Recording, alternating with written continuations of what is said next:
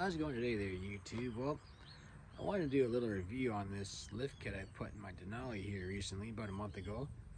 But of course, you guys know me. Before I do a review on something, I want to actually get the chance to use it and ride it around and try it out and whatnot before I give you guys my thoughts on it. Overall, I'm impressed with it. For being lifted 6 inches and plus with the 35s, they do say when you lift your truck, you sacrifice ride quality. Well, of course, being a Denali, I got the magnetic ride control. I never noticed it riding any worse.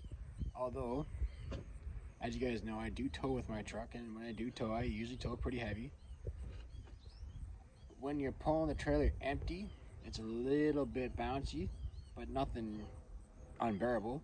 A little bit more bouncy, but when you're loaded, like when I had the McCormick Daring W4 on the trailer the other weekend, the truck really rode nice. It really rode nice, and I couldn't believe for being a big jacked up truck like this with a big trailer behind it, it really drove nice. So I guess I'll take you guys around and kind of show you guys a lift, which, I mean, a lift kit's a lift kit. It's basically drop cross members and big spacers. I think I showed you guys in the other video, but since we're doing an actual review now, I'll kind of give you guys a little bit further review. Okay. So in here, between the strut and where the strut bolts into, you get this spacer that gives you part of your lift here. And of course, now that everything's gonna be pushed down farther, you get 2 drop cross members, as you can see there. Yeah, I know it's full of mud because, well, I do work my truck, as you guys know. I was in the scrapyard there twice yesterday. So you get the 2 drop cross members, one for the front, one for the control arms, and of course for the rear of the control arms. There is also a differential drop brackets too. I'm not going to crawl underneath there right now because I don't want to crawl in the driveway. Sorry guys. So yeah, it's basically pretty straightforward. Mine's a knuckle lift, as you guys can see there. But the only, like I said in the other video, the only real downside of a knuckle lift, at least with a GM truck, it pushes your track width out, so your front wheels hang out about 1.5 inches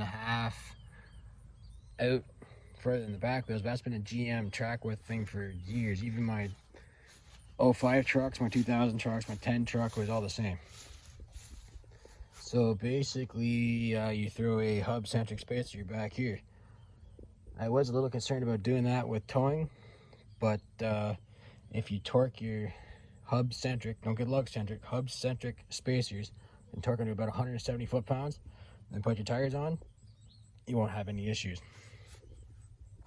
So basically, the rear of the truck, how you get your lift is basically shock extensions and big blocks. So I think it's a 4.5 inch block in the back, or a 4 1/4. And of course, you get shock extensions there. Of course, being the Denali, I don't get shocks in my kit because it's a magnetic ride control, and you have to have those shocks. There is a magnaride delete kit, but it's the same price as just getting replacement shocks. So I was never really a fan of shock extensions, but I mean, nothing's moved. I haven't had any issues, of course, towing the trailer. I've never had any issues, so I think we'll be okay. Now, of course, with a GM truck and their famous square wheel wells, most people in the lifted trucks don't like the square wheel wells because when you run a 35-inch tire, it tends to rub on the inside. So with the GM trucks, it likes to hit back in here. My truck does not hit, which I was very impressed with because I'm still on a factory offset wheel. But if I were to go to like, these are a 20-inch wheel, like a 20 by 10 or 20 by 12, then I could go for negative offset, like a negative, I think it's, you get a 26 or negative 44. Negative 44 is a real popular one. You will hit back in here. And that requires cutting and trimming of this fender. You have to come in here. I did it on my 2010 truck. You have to cut the lower part of the fender out, fold it down, then there's a pinch weld back in here. You have to fold that over and then put it back up. I didn't want to do that. Now, when I crank my wheels full lock, I don't touch. I've never touched. I've never rubbed. But surprisingly enough, and of course when you get the space, it'll help this, GM put this extra little mud flap back here on the 14th or 18 trucks.